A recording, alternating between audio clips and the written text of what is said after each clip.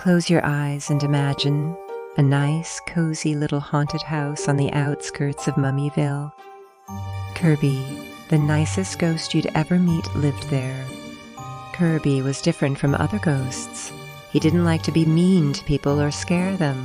Instead, he wanted to make friends with everyone.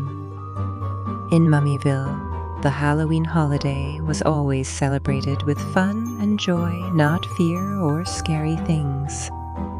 Colorful pumpkins lined the streets there, and friendly witches, cheerful zombies, and giggly goblins went about their daily activities. Kirby had 3 special friends: Wren the witch, Tony the vampire bat, and Susie the kind-hearted black cat. Wren had bright green hair and was known for her delicious pumpkin pies. Tony, a playful vampire bat with a great sense of humor, was always up for a laugh. Susie, the youngest in the group, was a small black cat and a bit shy, but Kirby always tried his best to make her feel comfortable. One chilly October day, as the leaves turned brilliant shades of orange and red, Kirby had an idea. He wanted to throw the most amazing Halloween yard party possible for all his friends. Kirby floated through the town, spreading the word about his special Halloween party.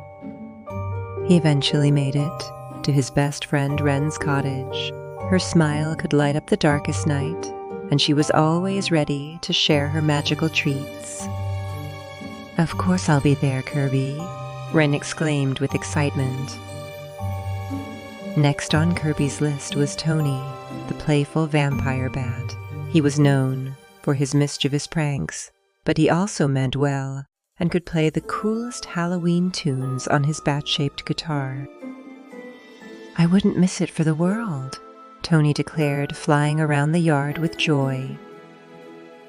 Kirby also invited Susie, the sweet black cat. Susie was known for her good luck and sweet purring.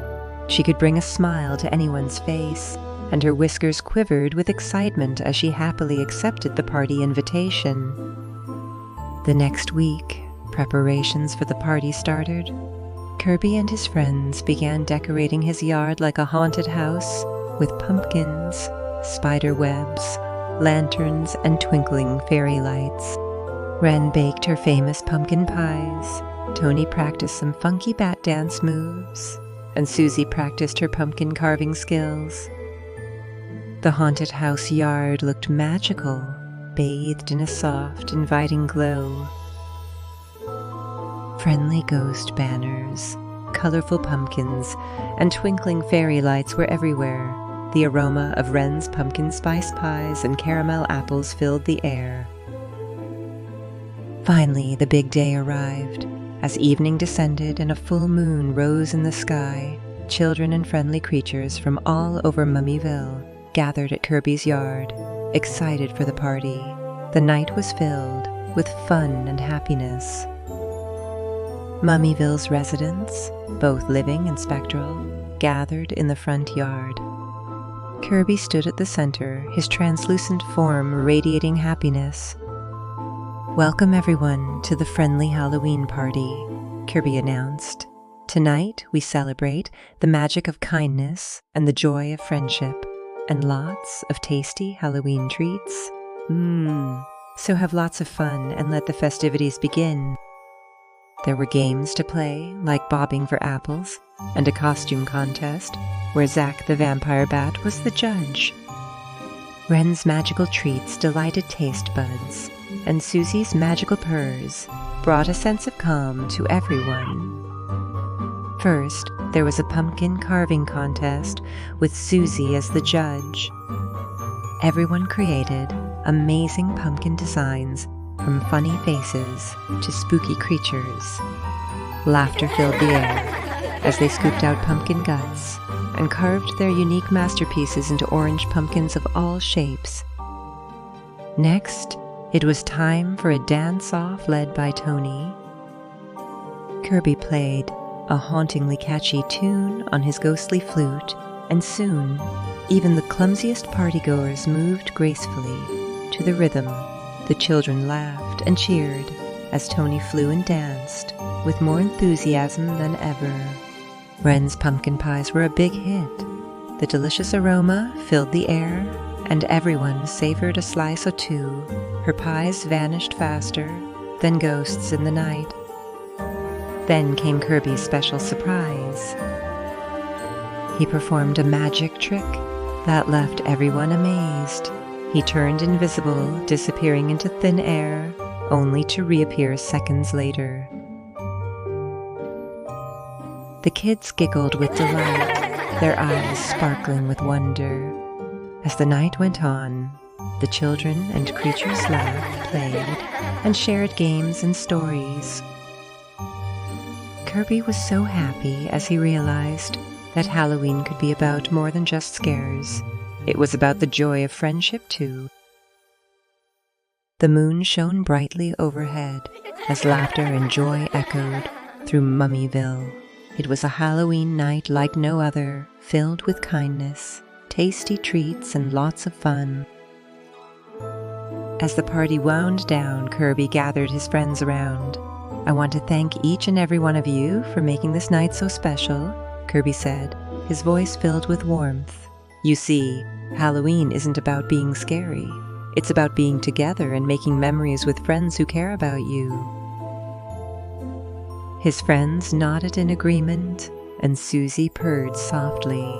"You're right, Kirby. This has been the best Halloween ever." With twinkles in their eyes, the children and creatures soon returned to their homes, promising to return next year. From that night on, Halloween in Mummyville was never the same. The Friendly Ghosts Halloween Party became an annual tradition, reminding everyone that Halloween could be a time for laughter, kindness, and just having fun. And as the clock struck midnight, Kirby, Wren, Tony, and Susie went back to their cozy haunts, knowing that true magic wasn't in scary tricks or treats, but in the bonds of building friendship and being kind. Now, dear little ones, it's time for you to close your eyes and imagine your own Halloween party with your friends, filled with laughter and fun, just like Kirby and his friends. Remember, Halloween is a time to celebrate friendship and make cherished memories. Happy Halloween, sweet dreamers.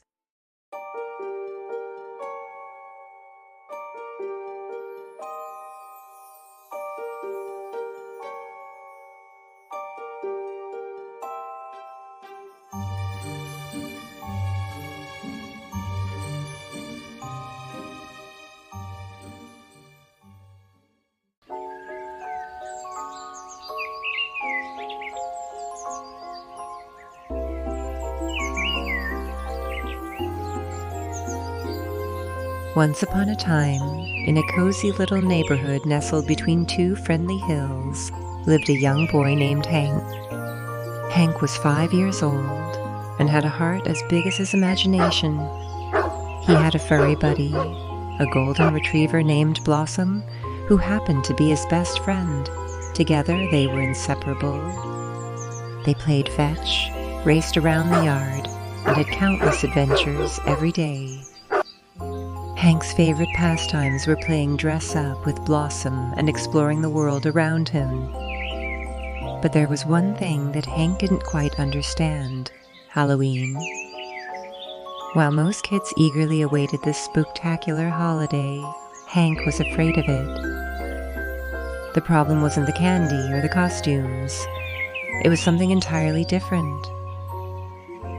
Hank felt a strange tingling in his tummy that wasn't excitement every time he thought about Halloween. You see, down the street from Hank's house lived Mr. Andy, a neighbor who had a reputation for turning his house into a Halloween wonderland. Every year, he transformed his front yard into a Halloween fantasy, complete with eerie tombstones, spooky skeletons, smoke, weird noises, glowing pumpkins, and ghastly ghosts that danced in the wind. Hank's parents loved Halloween and often talked about how impressive Mr. Andy's decorations were. But every time they suggested visiting Mr. Andy's house, Hank's heart raced with fear, and he would shake his head, saying, "No, Mama, not this year." On the eve of every Halloween, when the moon was full and the night was as dark as a cave, Mr. Andy's house would come alive with spooky lights, weird smells, mysterious sounds, and eerie sights. People from all over the neighborhood would gather to witness this grand spectacle. Hank couldn't understand how something that scared him so much could bring so much joy to others. But Hank's parents understood his fear and tried their best to help him. One sunny October morning, his mom said to him, "Hank, how about we make a deal this year? What if you visited Mr. Andy's house during the daytime, long before all the decorations come to life? You could see how he sets everything up and understand that it's not real ghosts and goblins, but just decorations. You can actually see all of the cords, speakers, and lights behind the scenes. Then you'll know it's not magic, just hard work and creativity." Hank hesitated, his fingers twisting along the hem of his shirt. Blossom nuzzled him, offering a reassuring wag of her tail. With a deep breath, Hank nodded. He was determined to conquer his fear this Halloween. The next morning, the sun was high in the sky, and a gentle breeze rustled the leaves.